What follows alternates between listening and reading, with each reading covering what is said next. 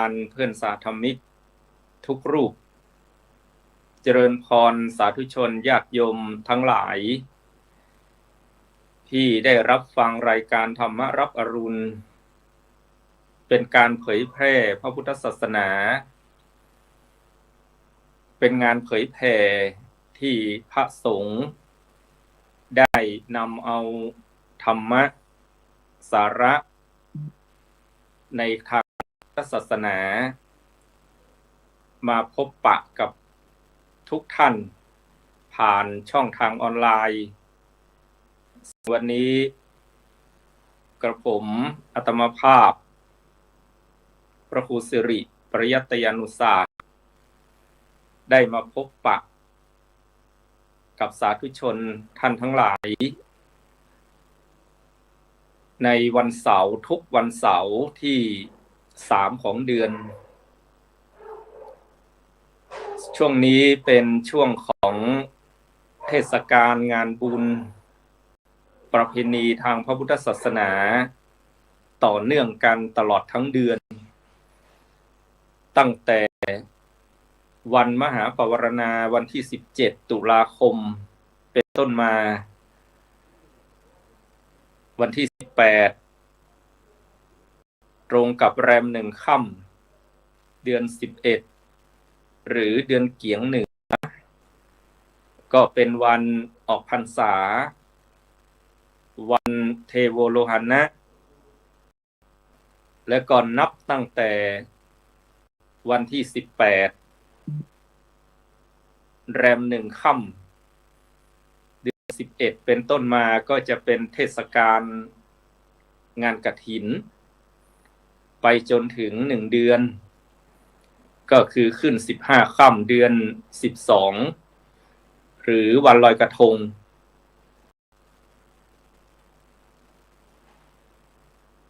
เพราะฉะนั้นสาธุชนญาติโยมทั้งหลายพุทธประเพณีพิธีกรรมต่างๆบางอย่างนั้นเป็นประเพณีที่ดำเนินมาตั้งแต่สมัยครั้งพุทธกาลสืบทอดกันมาจนถึงปัจจุบันประเพณีบางอย่างก็เกิดขึ้นในภายหลังจากที่พระพุทธองค์เสด็จดับขันธปรินิพพานไปแล้ววัฒนธรรมประเพณีจึงเป็นสิ่งสำคัญเป็นหนึ่งในองค์ประกอบทั้ง5ของพระพุทธศาสนาเราองค์ประกอบของพระพุทธศาสนานั้น1ศาสนบุคคลอันหมายถึงพระศาสดาผู้ก่อตั้งพระพุทธศาสนาพระภิกษุสงฆ์องค์สามเณรผู้สืบทอดพระศาสนาถือว่าเป็นศาสนบุคคลรวมทั้งพุทธบริษัททั้ง2ศาสนธรรมคำสั่งสอนของพระพุทธเจ้าของพระสาวกเรียกว่าศาสนธรรมคำสั่งสอนในพระพุทธศาสนาเราศาสนสถานสิ่งก่อสร้างวัดวาอารามที่จำเป็นต่อการปฏิบัติศาสนกิจที่จำเป็นต่อการประพฤติปฏิบัติธรรมของพุทธบริษัททั้ง4และ4ศาสนวัตถุรูปเหมือนรูปเคารพเพราะพระพุทธศาสนาของเรานั้นมีความศรัทธาและมีปัญญาควบคู่กันไปเมื่อมีศรัทธาก็สร้างรูปเหมือนรูปเคารพของพระสัมมาสัมพุทธเจ้าเราเรียกว่าพระพุทธรูปเป็นต้นบางศาสนานั้นไม่มีองค์ประกอบอันที่4นี้ไม่มีรูปเหมือนรูปเคารพแต่พระพุทธศาสนาของเรานั้น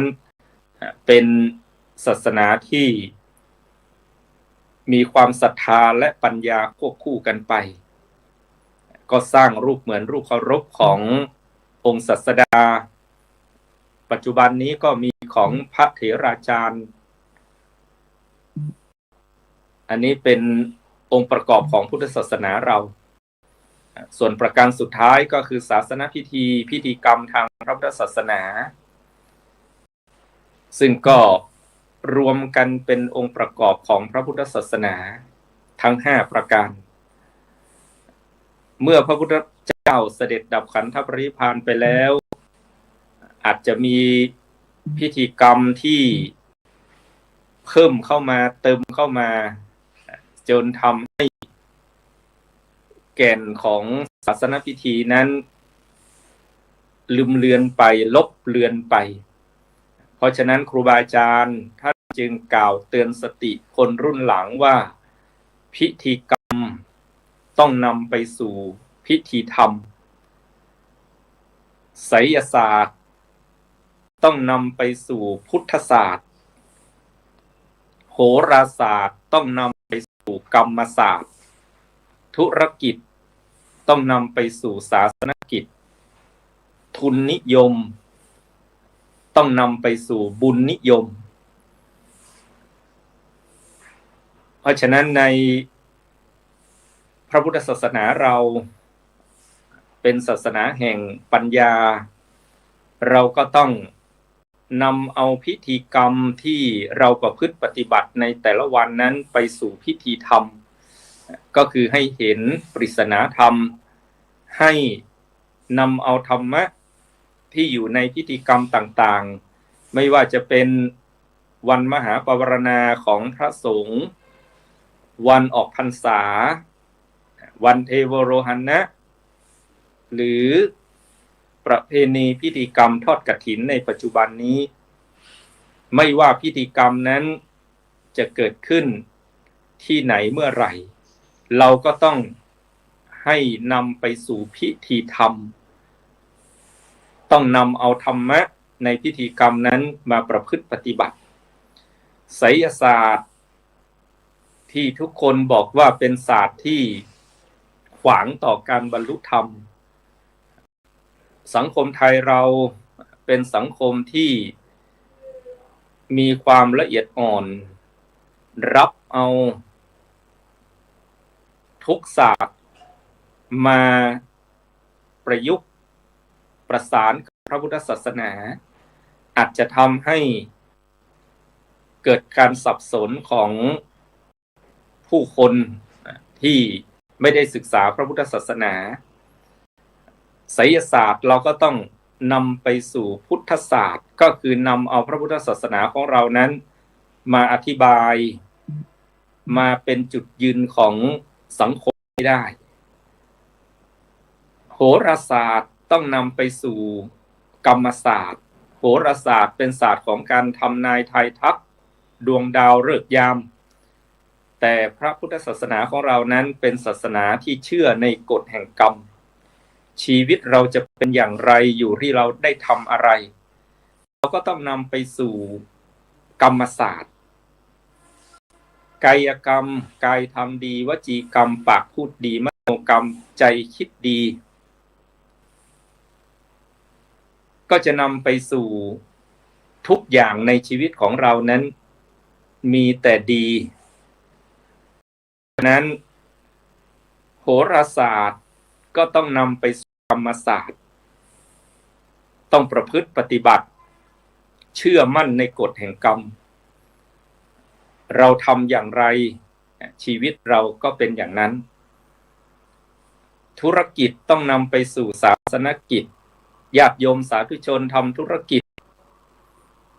เงินเป็นต้นทุนทางธุรกิจส่วนต้นทุนชีวิตของเรานั้นก็คือธรรมะคุณงามความดีบุญกุศลจะเป็นต้นทุนเพราะฉะนั้นธุรกิจนำไปสู่ศาสนกิจอย่าลืมศาสนาธุรกิจต้องคู่กับศาสนกิจทุนนิยมต้องนำไปสู่บุญนิยมบุญนิยมก็คือทุกสิ่งทุกอย่างในชีวิตเราประพฤติปฏิบัติมีคุณงามความดีเป็นที่หวังแม้ว่าเราจะมีเงินมีทองทำอะไรก็แล้วแต่ก็ต้องนึกถึงว่าสิ่งเหล่านั้นคนโบราณท่านกล่าวเป็นข้อคิดที่เราได้ยินอยู่เนืองๆว่าเงินทองส่งได้แค่โรงพยาบาลลูกหลานส่งได้แค่เชิงตะกอนแต่สิ่งที่ จะเป็นแก่นสารสาระชีวิตก็คือบุญกุศลคุณงามความดีเพราะฉะนั้นในช่วงเทศกาลประเพณีพิธีกรรมใดๆก็แล้วแต่เราก็ต้องนำไปสู่พิธีธรรมเห็นถึงธรรมะสาระของประเพณีพิธีกรรมนั้นๆแล้วน้อมนำเอาธรรมะมาประพฤติปฏิบัติวันมหาปวารณาปีนี้ตรงกับวันที่17เดือนตุลาคมพุทธศักราช2567ที่ผ่านมาเป็นพุทธบัญญัติที่พระพุทธองค์นั้นทรงอนุญาตให้ภิกษุสงฆ์นั้นทรงอนุญาตให้ทำปวารณาแปลว่าการย้ำให้ว่ากล่าวตักเตือนซึ่งกันและกันซึ่งโดยปกติพระสงฆ์ท่านจะได้ลงอุโบสถแล้วก็ฟังพระปาติโมกข์ทบทวนศีลของภิกษุ227ข้อทุกวันขึ้น15ค่ำแรม14หรือ5ค่ำของทุกเดือนนั่นเท่ากับว่าเดือนหนึ่งจะลงฟังพระปาติโมกข์ร่วมกันอยู่2ครั้งปัก1ก็1ครั้งปีหนึ่งมี12เดือน12คูณ2ก็24ครั้งจะต้องฟังปาติโมกข์ก็คือทวนศีล227ข้อแต่มีอยู่ครั้งหนึ่งวันในรอบปีก็คือวันมหาปวารณาขึ้น15ค่ำเดือน11ถ้าเป็นเดือนล้านนาก็เดือนเกี่ยงเหนือพระสงฆ์ทั้งหลายก็จะหยุดการฟังปาติโมกข์1วันในรอบปีก็จะมีการมหาปวารณาก็คือทำพิธีปวารณาว่ากล่าวตักเตือนซึ่งกันและกันในวันที่สาธุชนญาติโยมเข้าใจว่าเป็นวันออกพรรษานั่นแหละแต่จริงๆวันนั้นเป็นวันมหาปวารณาของพระสงฆ์เป็นพุทธบัญญัติที่พระพุทธองค์นั้นปกติเห็นความสำคัญของการทบทวนศีลของภิกษุเรียกว่าการฟังพระปาติโมกข์ในรอบปีก็มีฟังเดือนละ2ครั้ง12เดือนก็24แต่1ครั้ง1วันในรอบปีคือวันมหาปวารณาขึ้น15ค่ำเดือน11หรือเดือนเกี่ยงเหนือนั่นแหละให้หยุดการฟังพระปาติโมกข์แล้วก็ทำมหาปวารณาคือการออกปากให้ภิกษุอื่นว่ากล่าวตักเตือนกันได้เสมือนกับว่าการทำมหาปวารณาของพระสงฆ์ที่ญาติโยมเข้าใจว่าเป็นวันออกพรรษาเป็นความสำคัญเทียบเท่ากับการฟังพระปาติโมกข์ในรอบปีก็ให้มี1วันสาระสำคัญของการปวารณาคือการออกปากให้ว่ากล่าวตักเตือนกันนั้นเพื่อสร้างความสามัคคีในหมู่สงฆ์เพื่อป้องกันการบาดหมางรอยร้าวในการอยู่ร่วมกันและเป็นการสมานความแตกแยกในสังคมสงฆ์มาตั้งแต่ครั้งพุทธกาลมันมีต้นเหตุต้นบัญญัติก็คือภิกษุสงฆ์กลุ่มหนึ่งจำพรรษาที่แคว้นโกศลเมืองสาวัตถีในครั้งพุทธกาลพอจำพรรษาก็ทำกติกากันว่าเราจะอยู่กันด้วยการไม่พูดไม่คุยเพื่อประพฤติวัดปฏิบัติธรรมอย่างเคร่งครัดใช้งานในการอยู่ร่วมกันก็คือการตีระฆังจะทำวัดก็ตีระฆังก็เป็นอันรู้กันไม่พูดไม่จา ตลอดพรรษา3 เดือนพอออกพรรษาแล้วก็มาเข้าเฝ้าพระพุทธองค์พระพุทธองค์ก็ทรงตรัสถามพวกท่านอยู่กันด้วยความผาสุกอยู่หรือภิกษุกลุ่มนั้นก็ทูลพระพุทธองค์ว่าอยู่ด้วยกันอย่างผาสุกพระพุทธองค์ก็ทรงถามว่าอยู่ด้วยกันแบบไหนจึงเรียกว่าอยู่อย่างผาสุกก็กราบทูลพระพุทธองค์ว่าประพฤติวัดปฏิบัติอย่างเคร่งครัดตลอดพรรษา3 เดือน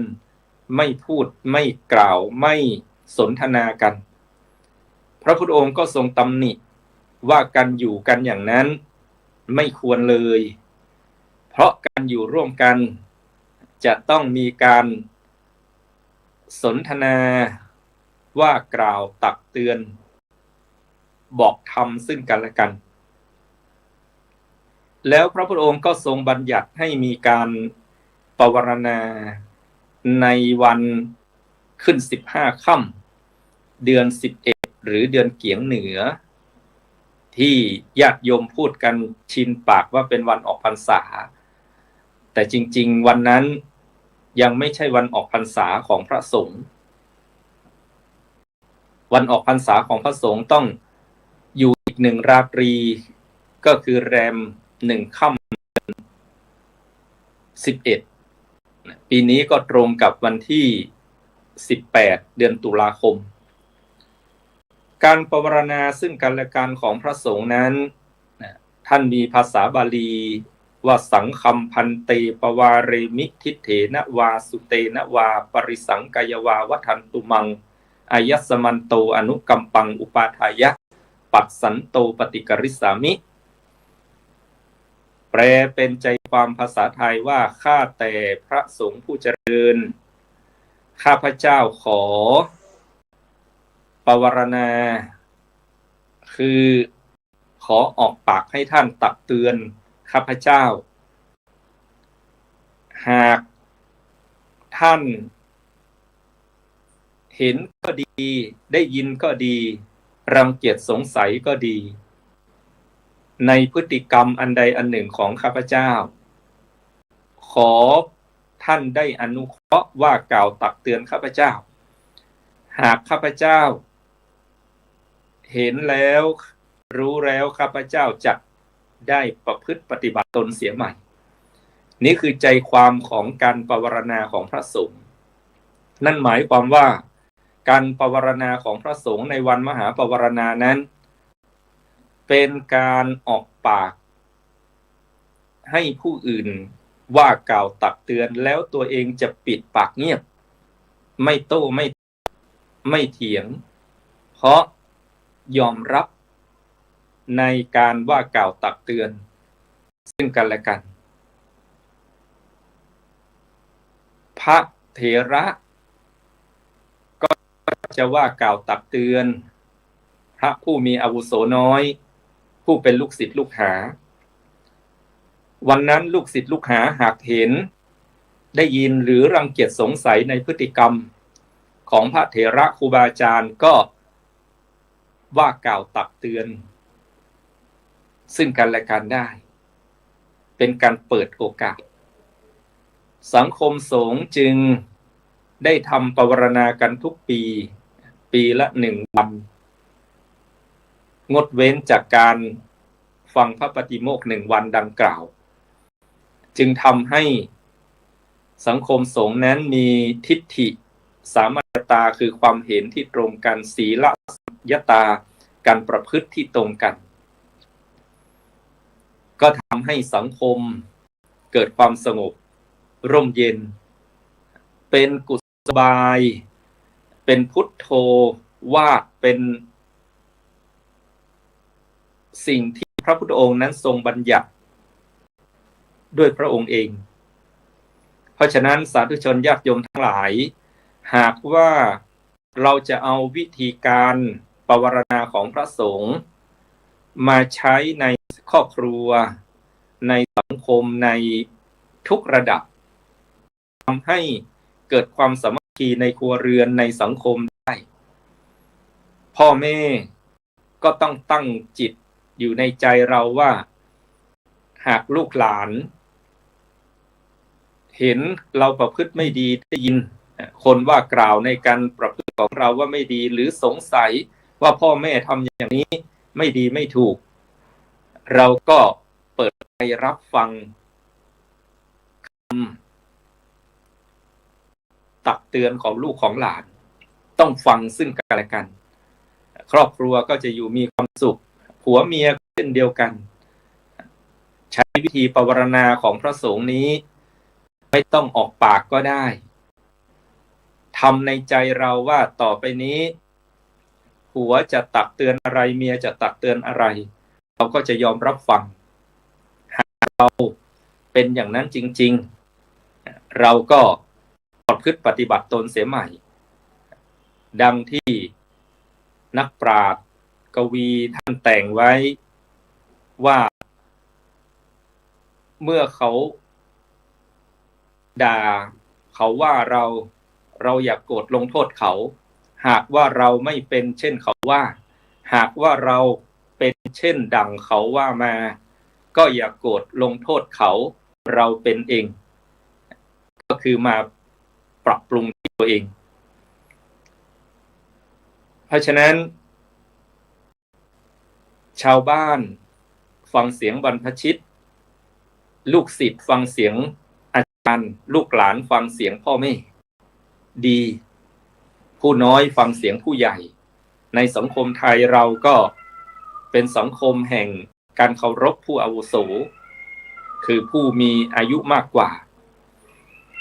ชาวบ้านฟังเสียงบรรพชิตฟังเสียงพระสงฆ์องค์เจ้าครูบาอาจารย์ฟังเสียงลูกศิษย์เสียงอาจารย์ลูกหลานฟังเสียงพ่อแม่เป็นธรรมเนียมของคนไทยเราแต่ถ้าจะดียิ่งขึ้นพ่อแม่ฟังเสียงลูกหลานครูบาอาจารย์ฟังเสียงลูกศิษย์บรรพชิตนักบวชฟังเสียงชาวบ้านต่างคนต่างฟังซึ่งกันและกันพ่อแม่ก็ต้องฟังเสียงลูกหลานเพราะไม่มีใครที่จะอยู่ใกล้ชิดเรารักเราเท่ากับลูกกับหลานเราถ้าลูกหลานได้พูดอะไรเราก็ต้องฟังบ้างคนโบราณนั้นท่านบอกว่าพี่รู้สองน้องพี่จะรู้มากน้องจะรู้น้อยแต่ปัจจุบันนี้พี่รู้สองน้องรู้สี่ใครมีเอามาแบ่งปันเฉลี่ยความฉลาดกันเพราะยุคสมัยเปลี่ยนไปเป็นสมัยของเทคโนโลยีครูบาอาจารย์ก็ต้องฟังเสียงลูกศิษย์หลายสิ่งหลายอย่างลูกศิษย์เขาหูตากว้างไกลกว่าปัจจุบันนี้หูทิพย์ตาทิพย์สาธุชนทั้งหลายหูทิพย์ก็คือมีโทรศัพท์ตาทิพย์ก็มีวิดีโอมีทีวีเหมือนอย่างวันนี้อาตมาภาพกับผมแสดงทัศนะผ่านทางรายการธรรมรับอรุณเล่าเรื่องราวพระพุทธศาสนาด้วยธรรมะแทรกเข้าไปก็เหมือนคนมีหูทิพย์ตาทิพย์อยู่ไกลกันก็สามารถเห็นกันได้สามารถได้ยินกันได้ผ่านโทรศัพท์ผ่านทีวีเพราะฉะนั้นพ่อแม่ฟังเสียงลูกหลานครูบาอาจารย์ฟังเสียงลูกศิษย์บรรพชิตฟังเสียงชาวบ้านวันมหาปรณาก็เป็นการฟังซึ่งกันและกันพอวันแรมหนึ่งค่ำเดือน10ตรงกับวันที่18ก็เป็นวันพรรษาพระสงฆ์องค์สามเณรอยู่จำพรรษาในอาวาสแห่งใดแห่งหนึ่งตลอดพรรษา3 เดือนประพฤติปฏิบัติธรรมอย่างเคร่งครัดเพราะออกพรรษาแล้วท่านก็จะเดินรอมแรมไปเผยแพร่พุทธศาสนานำเอาหลักคำสอนในทางพุทธศาสนาไปเผยแผ่ให้กับมนุษยชาติก็ทำให้พุทธศาสนาเรานั้นได้เผยแผ่ไปทั่วโลกในปัจจุบันนี้ตลอดพรรษา3 เดือนท่านก็ประพฤติปฏิบัติ วิปัสสนากรรมฐานทบทวนวิชาความรู้ของตนเองออกพรรษาแล้ว9 เดือนพระสงฆ์องค์สามเณรท่านก็นำเอาพระธรรมคำสั่งสอนเหล่านั้นไปเผยแผ่ให้กว้างไกลและวันเดียวกันนี้มีประเพณีพิธีกรรมก็คือการตักบาตรเทโวโลหณะซึ่งก็ถือว่าเป็นสาระสำคัญอันหนึ่งที่เราควรจะยึดถือปฏิบัตินั่นก็คือความกตัญญูกตเวทีเพราะวันแรม 1 ค่ำเดือน 11หรือวันออกพรรษาเป็นวันตักบาตรเทโวโลหณะเป็นวันที่พระองค์เสด็จลงจากสวรรค์ชั้นดาวดึงส์ตามตำนานความเชื่อประเพณีในพระพุทธศาสนาว่าพระพุทธเจ้าพระองค์นั้นจะต้องจำพรรษาสวรรค์ชั้นดาวดึงส์1 พรรษาไม่ใช่เฉพาะแต่พุทธเจ้าของเราพระองค์นี้เพื่อไปโปรดพุทธมารดาเมื่อพระองค์อยู่จำพรรษา3 เดือนไม่ลงมาบนโลกมนุษย์ทำให้ชาวพุทธนั้นมีความรักคิดถึงพระพุทธองค์อยากจะพบอยากจะเจออยากจะใส่บาตรพอพระองค์เสด็จลงจากสวรรค์ชั้นดาวดึงส์ก็จึงมีการตักบาตรรอรับพระพุทธองค์ที่เมืองสังกัสสนครจึงกลายเป็นประเพณีเทโวโรหณะก็คือวันที่พระพุทธเจ้าเสด็จลงจากสวงสวรรค์ชาวพุทธก็ไปรอต้อนรับใส่บาตรวันนี้ที่ว่าเป็นวันที่ระลึกถึงความกตัญญูกตเวทีนั้นเพราะพระพุทธองค์ของเราทำให้เป็นแบบอย่างพระองค์เป็นลูกกำพร้าตั้งแต่อายุ7 วันเสด็จแม่คือพระนางเจ้าสิริมหามายาที่วงคตจำหน้าแม่ยังไม่ได้ดีระน้ำนมแม่แค่7 วันแม่ก็สวรรคตพระพุทธเจ้าก็เป็นลูกกำพร้าแต่อายุ7 วันประสบความสำเร็จสูงสุดเป็นพุทธเจ้าเมื่อพระชนมายุ35เผยแผ่พระพุทธศาสนาตั้งมั่นแล้วในพรรษาที่7คือพระองค์ทรงเจริญพระชนมายุได้42 ปีไม่ลืมแม่ได้มอบพระพุทธศาสนาให้พระสารีบุตรดูแลแล้วพระพุทธเจ้าเราก็เสด็จไปอยู่กับพระมารดาที่สวรรค์ชั้นดาวดึงส์3 เดือน42 ปีไม่ลืมพระมารดาซึ่งเลี้ยงดูมาแค่7 วันก็เป็นแบบอย่างของเราชาวพุทธทั้งหลายมนุษย์ชาวโลกทุกคนว่าความกตัญญูต่อพ่อแม่ผู้ให้บังเกิดนั้นเป็นสิ่งสำคัญพุทธองค์ไม่ทรงลืมมารดาบิดาครูบาอาจารย์สมณาจารย์คน3 ประเภทนี้พุทธเจ้าไม่เคยลืมนี้เป็นประเพณีของชาวพุทธและก็ตั้งแต่วันที่18 ตุลาคมคือแรม 1 ค่ำ11เป็นต้นมาจนจะไปสิ้นสุดในเดือน12เพ็ญ12ก็คือวันลอยกระทงเป็นช่วงเทศกาลวันกฐินดังที่สาธุชนญาติโยมทั้งหลายได้ทราบกันเป็นอย่างดีทุกวัดก็จะมีกฐินอย่างท่านอาจารย์ผู้ประสานงานในการจัดธรรมรับอรุณของการเผยแพร่พระพุทธศาสนาเผยแผ่พุทธศาสนาออนไลน์นี้ท่านอาจารย์พระครูโสพลปริยัติท่านก็จัดการทอดกฐินในวัดของท่านที่อำเภอแพร่ที่จังหวัดแพร่ในวันพรุ่งนี้ก็คือวันที่27โดยมีครูบาอาจารย์ภิกษุสงฆ์ไปช่วยกันรับเป็นเจ้าภาพสาธุชนญาติโยมทั้งหลายก็สามารถร่วมอนุโมทนาบุญกับท่านผ่านช่องทางใดทำบุญออนไลน์ก็ได้เพราะฉะนั้นในวันนี้ขออวยพรให้สาธุชนญาติโยมทุกท่านที่ได้สดับรับฟังรายการธรรมรับอรุณจงมีแต่ความสุขความเจริญ เจริญด้วยอายุวันนะสุขภระปฏิภาณธนสารธรรมสารสมบัติสุขภิพัฒนมงคลด้วยกันทุกคนทุกท่านเทอญ